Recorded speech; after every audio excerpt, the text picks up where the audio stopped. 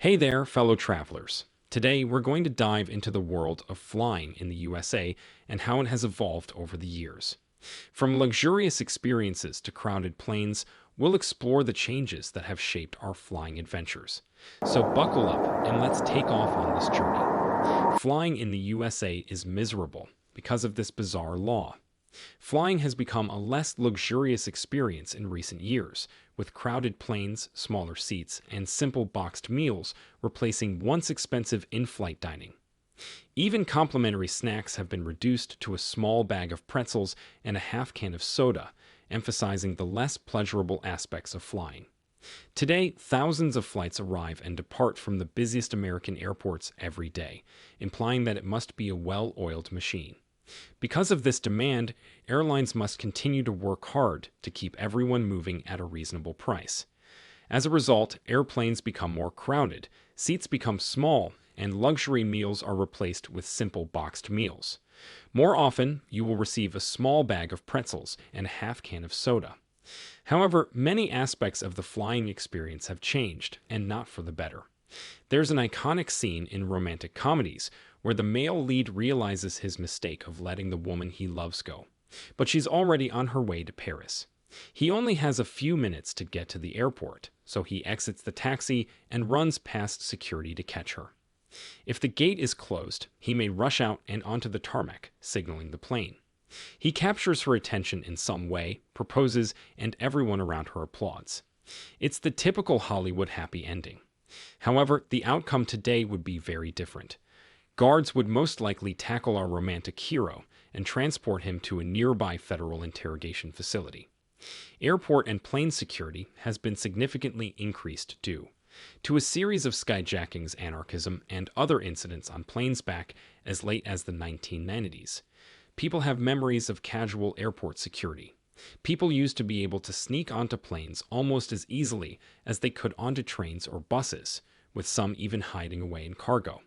But that is no longer the case, and it has been replaced by some seriously unpleasant aspects of flying. Since 2001, security practices have undergone numerous changes, often prompted by the government's reactive response to new threats. For instance, when Richard Reed attempted to ignite plastic bursting substances concealed in his shoes in late 2001, security measures were implemented. Even after 21 years, passengers are still required to remove their shoes at U.S. airports. Only liquids weighing less than 3.4 ounces, including gels, creams, and pastes, are permitted through airport security. As a result of this policy, water bottles must be discarded, and expensive $5 water must be purchased from airport kiosks located after the security checkpoint. Nowadays, it appears that every aspect of the flying experience is pay to play. This includes bringing checked luggage, getting anything substantial to eat on a longer flight, and even choosing your seat. Flights can be canceled for a variety of reasons, including mechanical problems or inclement weather. When a flight is canceled, passengers need to be rebooked, which often leads to other flights becoming overbooked to you. This results in the need to find available seats for everyone or even bumping passengers from their originally booked flights. However, overbooked flights are not always the result of unexpected events. The airline's strategy is based on the assumption that some passengers will not show up, ensuring that the plane is full. However, it is not uncommon for all passengers to arrive, creating a chaotic scene at the airport, recalling the novel Lord of the Flies. To encourage passengers to take a later flight, the airline initially offers compensation or upgrades. If no one accepts the offer, they will remove passengers from the flight for which they have already paid. This usually happens by denying them boarding, but there have been cases where passengers were pulled off the plane while already seated because someone else had been given a higher priority. Delays began on December 21 due to numerous flight cancellations caused by bad weather.